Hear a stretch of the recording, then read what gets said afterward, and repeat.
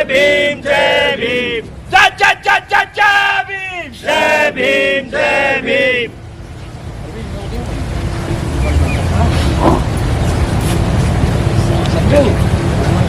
नमस्कार जी। जय भीम सर। क्या प्रोग्राम है ये, क्या कर रहे हैं आज? किस तरह के नारे लगाए जा रहे हैं ये? आप बताइए, आपको ज़्यादा ज्ञान होगा। हमने काफ़ी दिन पहले ही बता दिया था कि भारत बंद है, किस चीज़ के लिए बंद है, क्यों कर रहे हैं भारत बंद है? SC क्या कारण है? कारण सब कुछ पता है। मोदी सरकार देशवासियों को आरक्षण को खत्म करने जा रही है, उसके विरोध में देश की जनता रोडों पर निकली है और अपना विरोध जता रही है। आरक्षण कब खत्म करने जा रहे हैं? ऐसी तो कोई बात नहीं। नहीं, कोर्ट का भी आदेश है ये तो। अच्छा, ये मोदी जी की लाइन पे कोर्ट ही तो लोगों को वो कर रही है अच्छा कि इन जितने भी दलित हैं, गरीब वर्ग हैं, सबके वो अधिकारों से वंचित कर दो। आप क्या कहना चाहेंगे सर? जय भीम जय भारत। मैं जय भीम। लोकसभा प्रभारी आज़ाद समाज पार्टी।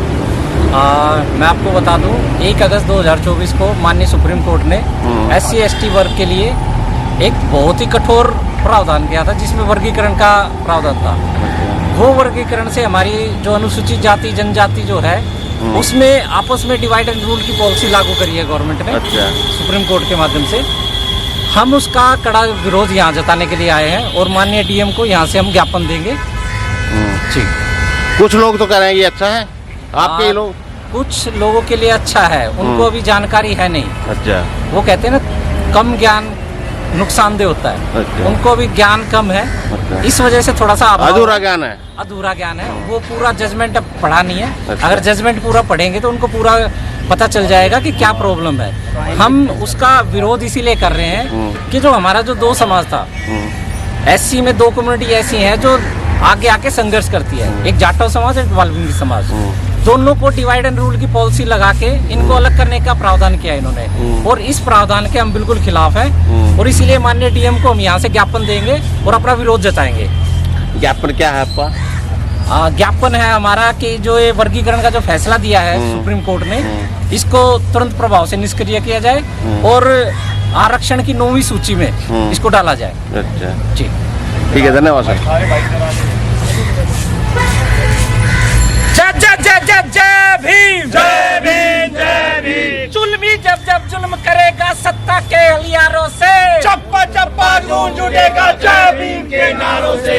जय जय जय जय जय भीम, जय भीम जय भीम। जय जय जय जय जय। थोड़ा सा परिचय बताइए अपना। हाँ, मैं SC समाज से हूँ और जो ये जाति का वर्गीकरण किया जा रहा है, जातियों में बांटने की जो व्यवस्था हो रही है, उनकी ताकत को कम करने की बात हो रही है, ये संवैधानिक जो व्यवस्था है। ये क्या आज संघर्ष कर रहे हैं, किस चीज का प्रदर्शन कर रहे हैं आप लोग? वही तो बता रहा हूँ आपको। जो संविधान के खिलाफ जो ये सुप्रीम कोर्ट का फैसला आया है, इसके विरोध में ये प्रदर्शन है कि ये काफ़ी दिन से इस तरह का मूवमेंट चल रहा था और इसमें SC समाज को कहीं कोई पक्ष नहीं बनाया गया और आए दिन इनके खिलाफ अनाप शनाप फैसले होते रहते हैं। अभी 6 साल पहले एट्रोसिटी एक्ट का बगैर इनकी सहमति के, बगैर इनको सुने, वो भी थोप दिया था। तो ये गरीबों के साथ और ख़ास तौर से किस फैसले से मतलब क्या नुकसान है आपको? पहला नुकसान तो ये है कि हम संविधान को मानने वाले हैं और जो संविधान के खिलाफ जाता है वो देश के खिलाफ जाता है। अच्छा। 341 में कोई व्यवस्था नहीं है कि जातियों में उपजाति बनाई जाए, कोई व्यवस्था नहीं है। अच्छा। 341 में तो ये इन्होंने पहले, 1 मिनट भाई, पहले जो है सुप्रीम कोर्ट ने फैसला दिया था कि ऐसा नहीं होगा और उसको पलट के और फिर अपने फैसले को पलट के मतलब पहले सुप्रीम कोर्ट कह रही है ऐसा फैसला नहीं होगा, आप बोल रही है यही होगा। 2004 में हुआ, 2004 में भी, 2004 में भी अच्छा। यही बात और अब फिर इसको पलटा जा रहा है। क्या SC के खिलाफ ऐसी साजिशें होती रहेंगी? आपको जब मैंने बुलाया है, मान्यवर आप बताइए, बीजेपी कहती है कि पिता को अगर आरक्षण मिल गया है तो बेटे को आरक्षण नहीं मिलना चाहिए। अच्छा। जब पिता की प्रॉपर्टी पे बेटे और बेटियों का हक है तो आरक्षण में क्यों नहीं? इसका क्यों बीजेपी सरकार या देश का प्रधानमंत्री नरेंद्र मोदी जी दलितों को क्यों कुचलने का काम कर रहा है? हम बीजेपी से और बीजेपी के नेताओं से भी पूछना चाहते हैं कि इन दलितों के साथ इतना न्याय क्यों? जब से देश आजाद हुआ, जब से दलितों के साथ आरक्षण का चलाव आया हुआ है, अब क्यों समाप्त करने पे लगे हैं? हम उसका घोर विरोध करते हैं पूरे भारतवासी। थोड़ा परिचय बताइए अपना। मैं एससी, ओबीसी और माइनॉरिटी का ऑल दिल्ली वाइस प्रेसिडेंट हूँ। राजेंद्र सिंह करदम, बाजितपुर निवासी, बोआना विधानसभा, वार्ड 29-31, नांगल ठाकरान, ये मेरा पहचान है। आपको साथियों जय भीम, जय भारत, जय सतगुरु रविदास महाराज जी की। साथियों आपको पता माननीय जो सुप्रीम कोर्ट का जो अभी जो फैसला आया है वो SC/ST के विरुद्ध है, उसी के खिलाफ जो है पूरे भारत में बंद है आज। आपको ऐसा क्यों लगता है ये SC/ST के विरुद्ध है? ऐसा नहीं लगता, जो फैसला आया वो SC/ST के विरुद्ध आया है। और दूसरी बात कि पहले तो इन्होंने जातियों में बांटने का काम किया, अब आरक्षण से ऐसा खेल इन्होंने किया है कि ये जो इकट्ठे हुए थे, जो बहुजन बनाया था, उन बहुजनों को भी बांटने का काम माननीय सुप्रीम कोर्ट के द्वारा हुआ है। उसी के विरुद्ध जो है बाहरी दिल्ली के समस्त जो अम्बेडकरवादी यहाँ पर इकट्ठे हुए हैं, विरोध अपना रिटर्न में SDM को हम रिटर्न में महामहिम राष्ट्रपति जी को अपने रिटर्न में लेटर देंगे कि माननीय सुप्रीम कोर्ट अपना फैसला बदले, ये ठीक नहीं है। आप और कुछ पूछना चाहते? अनुसूचित जाति जनजाति के संगठन है वो, उनमें भारी रोष व्याप्त है। जो आरक्षण के प्रणाली के साथ इन्होंने छेड़छाड़ की है, जो उप वर्गीकरण किया है, वो जो है ना आरक्षण खत्म करने का एक तरीका है कि भी जो है ना एक बार नौकरी मिल गई उसको हटाई दो, बिल्कुल बाहर निकाल दो। अगर जो इन्होंने 10% जो अपर कास्ट के लिए जो लागू किया है उसका बिल भी पास नहीं किया, जबरदस्ती लागू कर दिया। अच्छा, ये क्या मतलब भेदभाव तो है या? अच्छा। और अभी जो सन 70 में जो जमीन बांटी गई थी, जो भूमिहीन परिवार थे, वो भी सारी की सारी जमीन जो 19,000 परिवारों को दी थी, 15,000 एकड़ जमीन, वो भी जो है ना DDA को ट्रांसफर कर दी ग्राम सभा लिख के।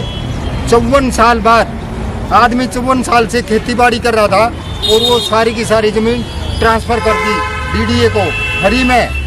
अब ये लोग कहाँ से लाएंगे, क्योंकि नौकरियां भी खत्म कर दी। सर ये केंद्र सरकार का मामला तो नहीं है, ये तो हाँ केंद्र सरकार का है बिल्कुल। देखो इस विषय पे मैं आपको कुछ बातें बताना चाहता हूँ। माननीय काशीराम साहब ने कहा था कि जितनी संख्या भारी उतनी उसकी हिस्सेदारी। भारी दिल्ली में हमारी संख्या भारी है लेकिन हिस्सेदारी कुछ नहीं है। क्यों नहीं है? कि जिनको आरक्षण से फायदा मिला उन्होंने केवल मनुवादियों का काम किया, उन्हीं के समर्थन में काम किया। बाबा साहब अम्बेडकर के लिए उनके पास ना कभी कोई पैसा रहा। आपने देखा होगा 14 अप्रैल पे जब कहीं पर SC/ST की कई सीट आती है तो लोग अपने होल्डिंग लगाने के लिए तैयार हो जाते हैं, लाखों रुपए खर्चने के लिए तैयार हो जाते हैं। लेकिन बाबा साहब डॉक्टर अम्बेडकर जी के मूवमेंट के लिए उनके पास पैसा नहीं रहता। और मैं कहता हूं जिन्होंने आरक्षण का फायदा उठाया उन्होंने ही बाबा साहब डॉक्टर अम्बेडकर के साथ जो है गद्दारी की।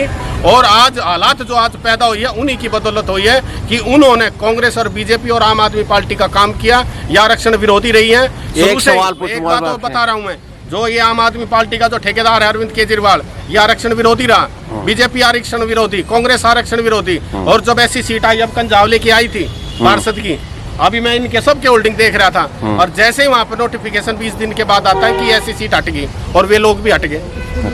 ऐसी सीट को बदल दिया कंजावले की। हाँ, जब लोग अपने सम्मान के लिए लड़ाई नहीं करेंगे, ये कोई किसी की खैरात नहीं है। बाबा साहब अम्बेडकर की, ज्योतिबा फूले साहू जी महाराज और सतगुरु रविदास महाराज जी, बहुजन समाज में जन्मे महापुरुषों का आंदोलन है। अगर इसको कुचलोगे तो आज ऐसे ही खड़े रहोगे। आज भी नहीं समझे तो ये हो सकता है कि कल को तुम्हारी क्या हालत हो। अगर धार्मिक मुद्दे पर वहाँ तुम्हारी सारी हिस्सेदारी नहीं, राजनीति में तुम्हारी हिस्सेदारी नहीं, नौकरी में तुम्हारी हिस्सेदारी नहीं, तो तुम्हारी हालत क्या होगी। जमीन जायदाद आपने गांव के अंदर जाके देख लो, 1 गज जमीन हमें मिलती है तो एलर्जी किसको होती है? कुछ लोगों को होती है। क्यों होती है? कि वो चाहते हैं कि वो ये लोग आर्थिक रूप से मजबूत ना हो। और ये षड्यंत्र मैं बता रहा हूँ आपको। और ये जो आज खेल खेला है ना, ये तो आप थोड़ा सा ये स्टार्टिंग है। आने वाले समय में जो लोग इनमें भी जो हल्के से जो अलग अलग जो बटने का काम किया है, उनको भी 2 दिन के बाद ये बातें समझ में आएगी जब ये सारा ही हटेगा। तो ये भारी दिल्ली की आवाज है। और भारी दिल्ली में जितने भी संगठन यहाँ पर नहीं, जैसे आप कह रहे थे कि ये सीट बदली गई SC की, कंजावला की, कि आपके नॉलेज में कितनी सीट बदली गई दिल्ली में? मेरी नॉलेज में कम से कम 3-4 सीटें बदली गई। हाँ। सीट से मतलब नहीं है, सीट तो नहीं कहीं और है भी तो आरक्षण वाली ही। आरक्षण, लेकिन ये ही हमारे ही लोग, जब इनको वहाँ सीट होती है तो ये होल्डिंग लगाते हैं, और जब बाबा साहब अम्बेडकर जब इनकी हट जाती है तो ये दिखाई नहीं देते। क्या ये मनुवादियों के लिए काम करते हैं या बाबा साहब अम्बेडकर के लिए काम करते हैं? क्या ये माननीय काशीराम साहब के लिए काम करते हैं? क्या ये ज्योतिबा फुले के लिए नहीं करते हैं? आज जो हमारी जो स्थिति खड़ी हुई है, ये जो लाभ जिन लोगों ने लिया उन्होंने काम नहीं किया, अब ये उन्हीं की बदौलत ये हालात पैदा हुई। आप बताइए कुछ, आप कुछ समझदार लग रहे आज हैं। ये जो पूरे हिंदुस्तान में भारत बंद का आह्वान हुआ है, ये उन्हीं लोगों ने किया है जिनको दर्द होता है, और जिनको दर्द होता है वो रोड पे होते हैं, और जिनको दर्द नहीं होता वो अभी भी घर में सो रहे होंगे।